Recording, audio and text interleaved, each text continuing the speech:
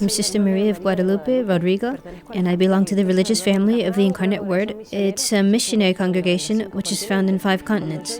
I was 18 years old when I entered, and when I was 23, I was assigned to my first destination, which was Bethlehem, Syria, in the Middle East.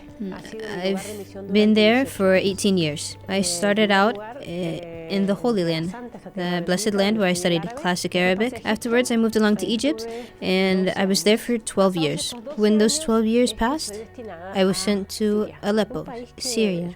The last thing that this country expected was a war and religious persecution. And when the war and the religious persecution begins, they see it as a purification of their faith. That's how they explain it. An older person from the parish said to me, as Christians, we were needing this purification of our faith.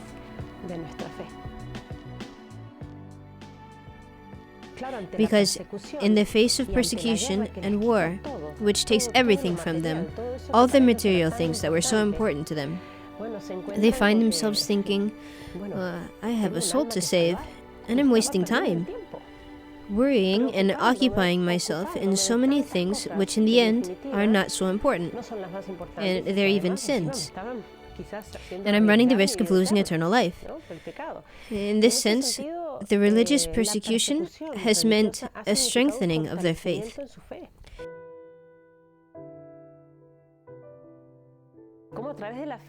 They understand what is asked of them.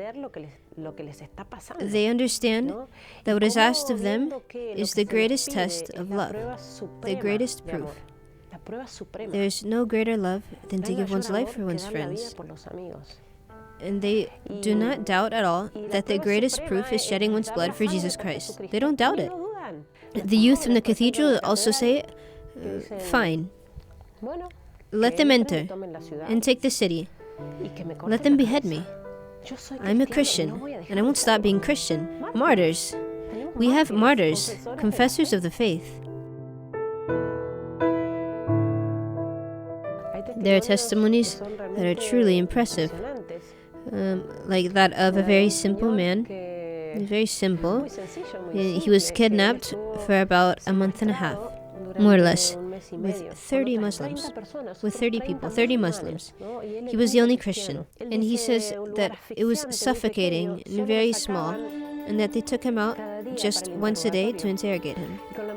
With a machine gun to his temple, they would tell him that he had to convert to Islam, or they would kill him.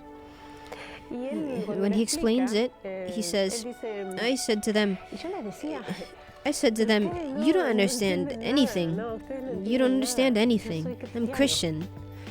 My heart belongs to Jesus Christ. I can't do anything.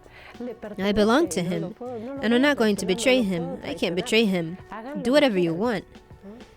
And he said, well, one might say this in a conversation. You can say that, but when you have a machine gun at your head, these people are serious. He would say to me, you wouldn't believe it, sister. They would shut me in the stable and take me out again and ask me the same question. For them, it's not even a possibility to think, well, maybe since I'm afraid. But what can be compared to eternity? An eternity full of joy. What can compare to it? Deny Jesus and have a few more years in this world? Deny Jesus at the cost of eternity? Never. Never.